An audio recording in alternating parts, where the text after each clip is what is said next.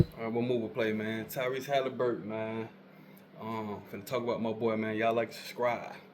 You see, they threw the first punch at OKC at their hometown, got the first win. But we're gonna speak on who's screaming how the NBA and fans and people said he was overrated and how they the underdogs. You know, they going up against the Cavs and the Bucks and Giannis, and people call them call them they the underdogs, and how he didn't make the All Star game this year. Well, they saying he not an All Star, so right now they turned up. He the best player in the playoff right now. We know Shea. I mean, Shea got the MVP, so he the best player for us regular season. Got the MVP, but in the playoffs, it's Haliburton. Um, we see him with the Knicks. How Knicks ain't weak. They got Brunson and Cat. They got all these people. They got Bridges. New York Knicks. They made it deep in the playoffs, and that wasn't an easy task. But Haliburton to the point where he brought back history and making history by hitting a buzz beater and did the Reggie Miller, the choke, and they put them out. And people, like I said, people say he's not an All Star. I mean, if you a clutch player and you beat teams like the Nets and being All Star like Giannis, being teams like the Bucks, how you not an All Star? They said he didn't make it, but you got the analysts like Stephen A. Smith saying he not an All-Star. How? He playing at a high level. No star. He got Siakam, but most teams got 2, 3 stars, superstars.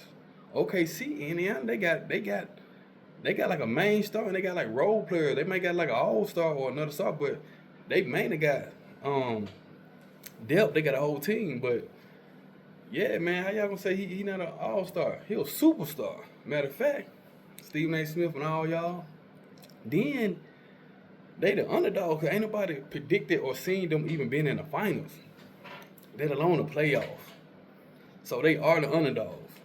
Going up against these teams, the teams they went up against won a week. Cavaliers won a week. They were like a 62 win team, or probably better than that. They were like in the 60 when they were winning. Like they were like second best record. I think they were 62 or something like that, 64, 62. And they beat them in the Bucks, even though Dame went down with Giannis, a monster.